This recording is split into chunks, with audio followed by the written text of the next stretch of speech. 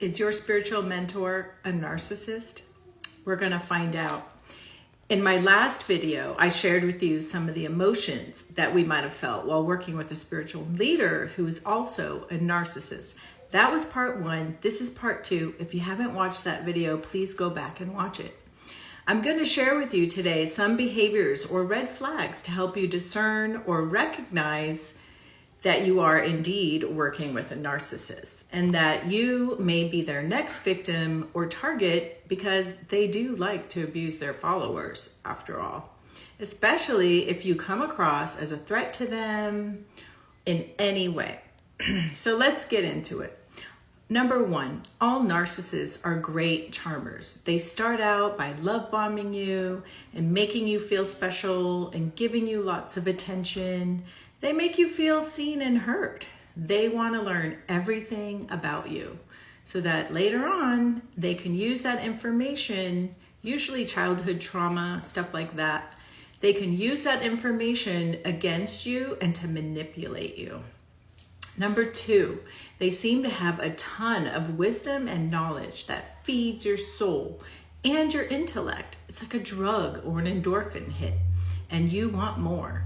You like how you feel around them at first because you're learning about yourself and the human condition and spirituality, and things start to make sense for you.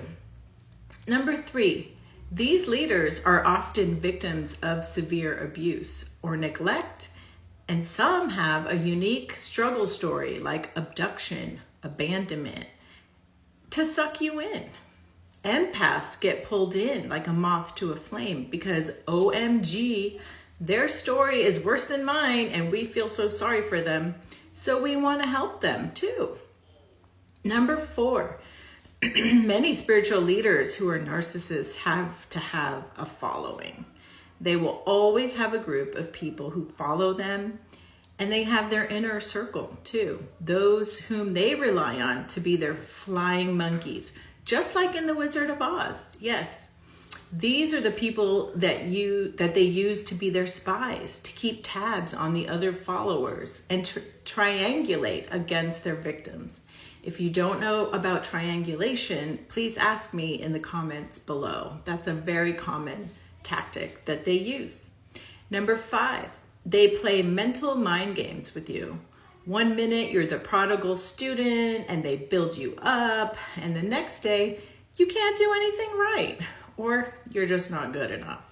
Or they might just ignore you altogether for hours or days because it keeps them in power. Number 6, once you start to shine your light and feel empowered with all of your new knowledge and wisdom, you become a threat to them. Why? You don't need them as much anymore. And all narcissists need to be needed. They are energy vampires. And once you let your guard down, they will suck the life out of you without you even knowing it. You might even feel it intuitively, but you'll ignore your own inner voice because they know what's best for you, right? Wrong. Well, in my next video, I'm going to share how to use discernment, how to protect your energy field, how to hear your own intuition, and how to check in with yourself, how to find your own inner guru, and how to find the right spiritual mentor when you're new on your awakening journey. There is a value in having a spiritual mentor, especially when you're just starting out, but we really need to use discernment here. So thanks so much for watching. Stay tuned for the part 3 video on this topic.